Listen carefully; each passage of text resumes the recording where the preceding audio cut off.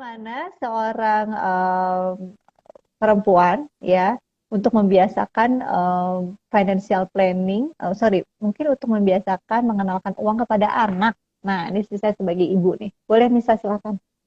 Oke, jadi ini akan panjang banget. Aku jawabnya nggak sepanjang ini karena aku sebenarnya ada kelas juga ya mengenalkan uang pada anak dan itu tuh memang kompleks Oh, seru banget nih. gitu ya. Ya, ya. Cuma yang harus diingat tuh satu, kita tuh membiasakan bahwa uang itu bukan hal yang tabu untuk dibicarakan.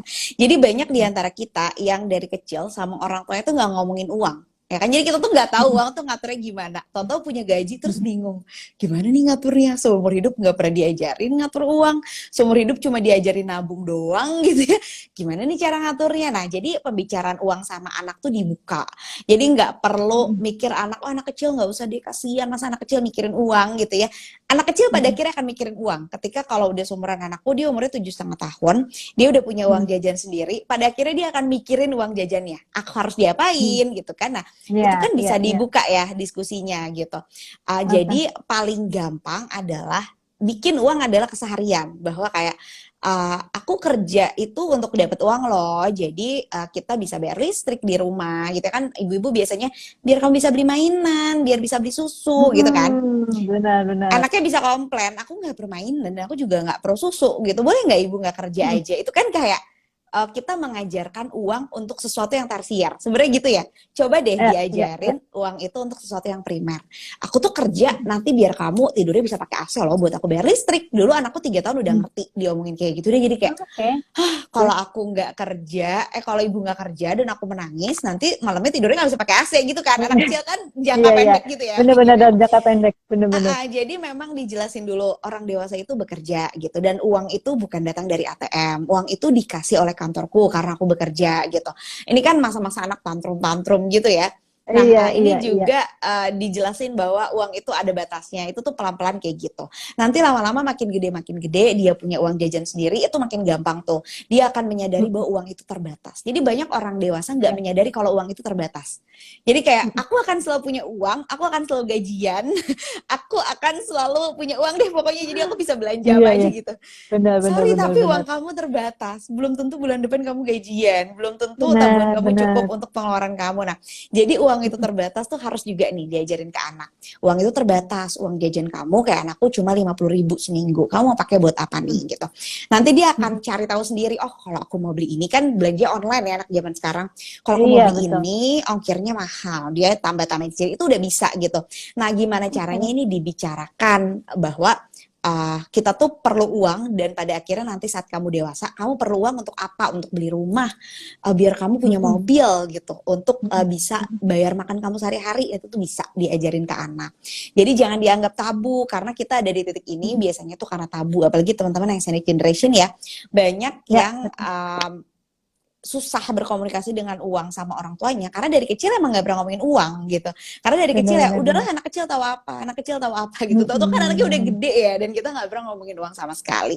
Jadi Oke, oke, dibicarakan oke. dari awal. Sama yang terakhir adalah belajar self control. Jadi banyak Mm-mm. orang dewasa yang nggak bisa kelola uang itu karena nggak punya self control yang baik. Begitu megang Mm-mm. duit merasa kaya, dihabisin, habis itu Mm-mm. merasa miskin lagi gitu ya. Jadi kontrol dirinya tuh kurang gitu. Nah, kontrol Ya, diri ya. inilah yang sebaiknya diajarin ke anak. Gimana caranya anak tuh Betul. bisa menunggu, gimana caranya anak tuh kalau marah ya jangan dibeliin mainan gitu ya. Itu kan sama kayak kita nih, Benar, sekarang kita marah terus benar, kita benar. belanja gitu kan, bukan Iya, sesuatu iya, yang iya, baik. iya. Jadi diajarin kelola emosinya, dan tidak perlu setiap emosi yang dirasakan itu dibujukinnya dengan jajan, dibujukinnya dengan beli Mm. mainan, dibujukinnya dengan hal-hal yang again gitu sifatnya eksternal. Aku yakin, aku percaya bahwa anak yang fulfilled ya, gizinya baik, disayang-sayang, cukup secara fisik dan mental, dia tuh sebenarnya nggak akan rewel minta mainan, nggak akan rewel minta Mm. jajan gitu. Jadi kalau dia udah mulai mintanya ke sesuatu yang eksternal, coba deh refleksi sebagai orang tua. Kurang disayang Mm. kali ya, kurang perhatian kali Iya, ya, iya. ada yang miss Benar-benar. kali ya gitu. Jadi kalau anak yang cukup sih nggak bakalan tuh dia Iya, iya. minta-minta. Oke, oke. Berarti bener nih, mungkin Sobat LPS yang sekarang udah jadi ibu, kayak aku sama Anissa, udah juga mulai mengajarkan tentang uang dan apa yang harus dipakai dan apa yang harus digunakan. Misalnya mau beli sesuatu, ya kamu harus tabung dulu, jangan langsung dipakai sampai uangnya nggak ada sisa sama sekali gitu. Itu ngajarin self control dari kecil itu saya rasa sangat penting. Noted deh, Nisa, aku juga belajar dari kamu deh.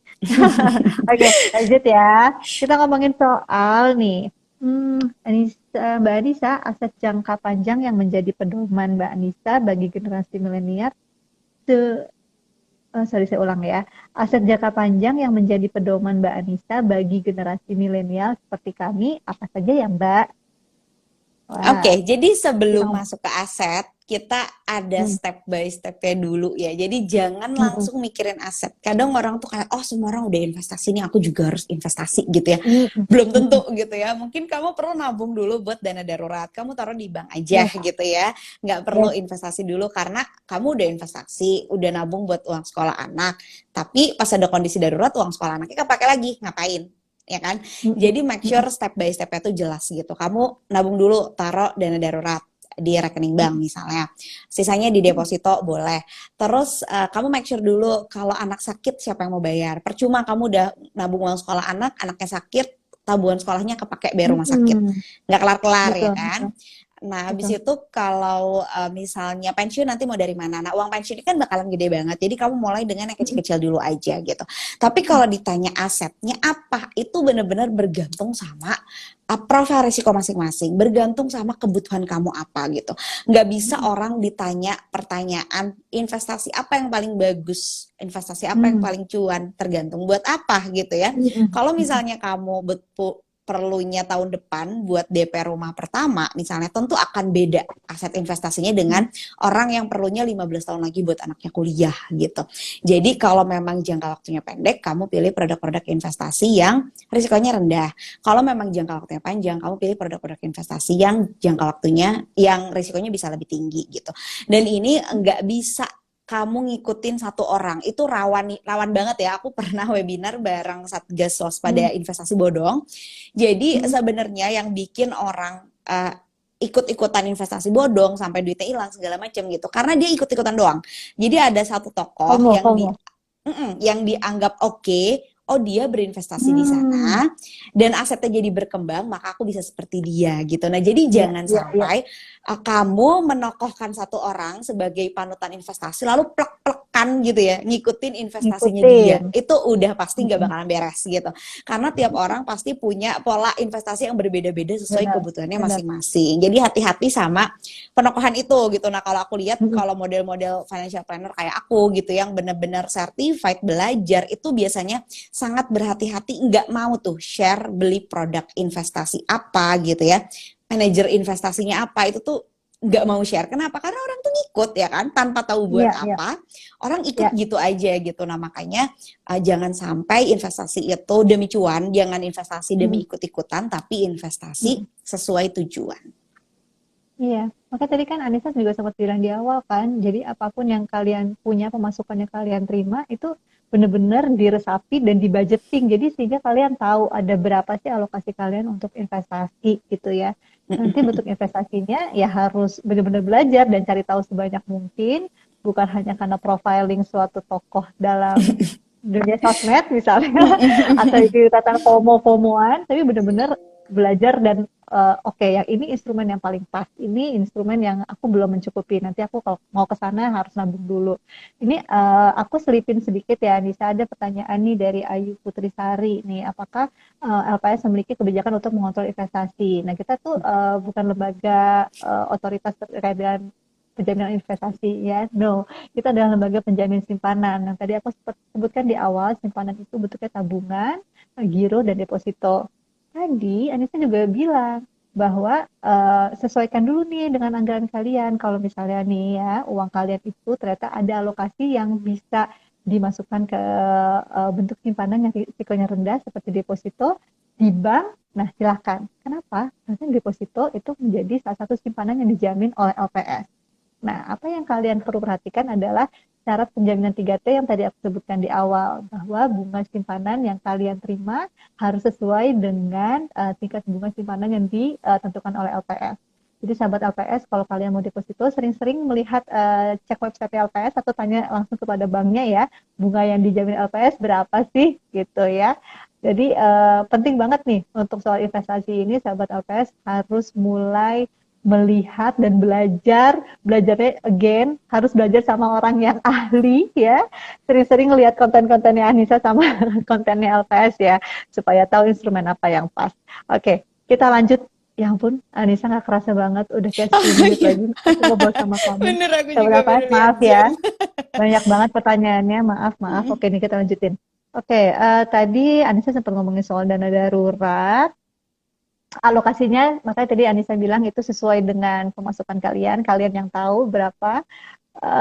Yang paling penting sekarang adalah kita ngobrolin soal, nah ini nih, ini sempat disebutin juga sama Anissa, tapi boleh di-remind lagi deh. Kak, bagaimana caranya perempuan itu bisa mendobrak stigma bahwa keuangan hanya bisa dikelola dan diatur oleh suami atau laki-laki di sini ya. Silakan. Jadi Anissa sempat ngobrolin sih di awal, boleh deh lebih in Mm-mm. deep lagi deh. Iya, jadi gini, sebenarnya kan itu yang tadi aku mention di awal ya, ini adalah suami-suami yang modelnya adalah kamu nggak perlu tahu gaji aku berapa, pokoknya yang Hmm. penting tiap bulan kamu aku kasih uang, cukup nggak cukup harus cukup gitu. Nah, perlu dipahami bahwa suamimu berlaku seperti itu mungkin karena dia dibesarkan demikian, bahwa laki-laki itu bertanggung jawab sama seluruh keluarga gitu ya, pokoknya diem Hmm. aja deh kamu di rumah, yang penting tahu beres aja deh kamu, aturin uang belanja aja deh gitu ya. Nah, ini tuh nggak mudah. Kenapa? Karena solusinya nggak bakalan sesederhana komunikasi. Meskipun komunikasi bisa jadi salah satu solusi gitu. Jadi Hmm. kita perlu, kalau aku suka bilang gini, jadi kita perlu bicara sama suami itu pakai data ya, jangan pakai perasaan. Biasanya kan kita tuh cenderung bilang itu, tapi aku tuh sebel banget, aku tuh tiap bulan kamu cuma kasih segini, aku tuh sedih banget gitu ya, perasaan gitu ya, yang Iya, dibawa tuh iya, iya. perasaan gitu. Nah, gimana caranya dengan kepala dingin, cuma kamu yang tahu pola yang terbaik gimana caranya ngomong sama suami. Ada yang modelnya harus lewat teks gitu ya, harus lewat chat atau lewat email misalnya. Ada yang Hmm. modelnya sambil makan malam. Ada yang modelnya Iya. sambil ngobrol sebelum tidur pilotok gitu, macam-macam. Hmm. Tapi yang Hmm. jelas yang dibawa pertama adalah data dulu nih. Misalnya gini, uh, kita berdua perlu ngomongin uang itu kenapa? Karena uang sekolah zaman sekarang tuh mahal banget loh. Misalnya masuknya aja tuh perlu 50 juta. Sekarang kamu Hmm. cuman kasih aku uang sekian. Kamu udah mikirin belum nanti anak sekolah itu nabungnya dari mana? Aku Hmm. perlu tahu misalnya penghasilan kamu berapa, kenapa? Karena ada kemungkinan nih yang terjadi gitu ya. Kalau ada kondisi darurat, aku harus akses uangnya kemana. Jadi kita sebutinnya tuh fakta gitu ya. Ini Hmm. nggak gampang dan belum tentu suami kamu mau terima. Karena banyak juga model-model suami yang kayak, apaan sih yang kayak gitu kok diomongin gitu, kamu ngedoain aku Hmm. celaka ya, itu kan ada yang kayak gitu juga ya. Jadi ya nggak gampang, tapi bukan berarti nggak bisa dicoba gitu. Jadi mungkin Hmm. ini terjadi karena pemahaman kalian itu nggak setara. Jadi kamu udah Hmm. paham nih, oh aku harus punya dana darurat, aku harus punya asuransi, aku harus mengelola uang, bla bla bla bla, karena istrinya rajin Hmm. ikutan kelas, ikutan webinar gitu ya. Sementara suaminya Hmm. nggak, taunya ya kerja aja dan menghasilkan uang Hmm. aja gitu, nggak pernah tahu caranya pengelolaan keuangan. Makanya sebisa mungkin pemahamannya juga setara gitu.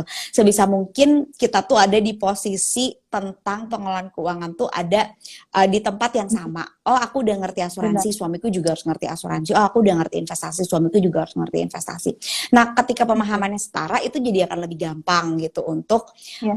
kita masuk ke hal-hal yang sifatnya memang sensitif gitu ya. Banyak banget yang kayak kenapa sih mau tahu banget gaji aku berapa gitu ya. Iya perlu tahu sebenarnya gitu. At least kamu perlu tahu akses dana darurat kemana. Sekalinya terjadi sesuatu sama suami kamu nggak bisa ambil dana darurat ya, kamu yang repot gitu kan. Benar, At least benar. kamu perlu tahu suami kamu nyiapin uang buat anak kamu kuliah apa enggak gitu. Jangan sampai diam-diam aja tahu-tahu setahun sebelum anaknya kuliah tiba-tiba suaminya kayak aku nggak nabung tahu buat anak kuliah, kan kayak nggak mungkin Oh, gitu. repot. Nah, Hmm. makanya diomonginnya itu benar-benar Hmm. gimana caranya deh, kamu pasti yang lebih tahu gimana caranya berkomunikasi sama suami kamu gitu. Tapi yang jelas kita bawa data bahwa mahal loh sekolah anak itu, mahalnya tuh sekian, Benar. harganya sekian, kita harus nabung sekian tiap bulan gitu. Jadi Hmm. nggak cuman bahwa aku tuh sebel banget, aku tuh nggak cuma kayak gitu. Karena kalau kalau ngomonginnya perasaan akan dibalas dengan perasaan juga dan pada akhirnya nggak bakal selesai gitu, nggak bakal ada Iya. solusinya. Iya. Jadi Anissa ini ya, kelebihannya perempuan tuh sebenarnya kita tuh jago berkomunikasi, benar nggak sih secara fitrahnya ya? Kita tuh emang istilah itu jago ngomong gitu. Nah, makanya sahabat LPS sebagai perempuan nih coba digunakan lah ini ya ahli kita untuk bisa ngobrol sama suami, sama pasangan, sama keluarga ya. Ngobrolin soal uang itu bukan hal yang tabu, tapi ini yang tadi Anissa bilang ini supaya mencapai namanya kesetaraan ya untuk mencapai finansial yang lebih sehat gitu loh. Penting banget. Jadi sahabat LPS jangan ngerasa semuanya kayaknya dipegang sama suami aku juga kayak terima aja gitu. Ya ayo sahabat LPS yang perempuan juga harus lebih involve, diajak ngobrol uh, suaminya, pasangannya ya untuk bisa sama-sama mencapai tujuan bareng-bareng. Bener ya. Oke, Ca, aku cek ya. Pertanyaannya masih banyak sebenarnya, tapi nggak kerasa. Udah hampir 1 jam aku ngobrol sama Anissa. Thank you banget. Mungkin kesimpulannya tadi aku udah juga sempet telipin. Aku bisa bilang bahwa paling penting untuk sahabat LPS ini membuat catatan keuangan ya. Jadi kamu bisa menganalisa pengeluaran-pengeluaran kamu lebih banyak kemana dan konsumtif-konsumtif yang bisa kamu tekan sedini mungkin dan kemudian juga memprioritaskan kebutuhan pastinya. Tadi Anissa sebut untuk mengalokasikan dana darurat, asuransi, sorry, dana darurat Betul. pensiun, baru asuransi, Mm-mm. bener ya, Mm-mm. dana pendidikan. Oke, itu noted juga buat aku juga jadi banyak belajar sama Anissa. Terima kasih Anissa atas waktunya, sukses terus buat karirnya. Jangan lupa sahabat LPS follow IG-nya Anissa. Di situ aku tadi ngeliat banyak banget ilmu-ilmu yang bisa aku terapin buat diri aku sendiri. Jangan kapok, kita ngobrol lagi kapan-kapan ya Nis ya. Ya ngobrolin yang lebih seru lagi. Ngomongin soal dana pendidikan seru kali ini. Iya, iya, iya. Banyak Atau PR-nya dana tuh dana pensiun. pendidikan. Banyak PR ternyata sahabat LPS, tapi nggak apa, namanya kita juga terus belajar di platform sosmednya LPS ini. Sahabat LPS bisa banyak belajar deh tentang soal pengelolaan keuangan. Anissa again terima kasih banget atas waktunya sahabat LPS. Yang tadi udah tanya-tanya nanti akan aku DM ya siapa aja yang bisa dapat hadiah menarik. Nah, Nis, aku mau ucapin sebelum kita tutup selamat Hari Raya Idul Fitri ya Nis. Mohon maaf lahir dan batin. Thank you again Nisa. Bye. Terima kasih.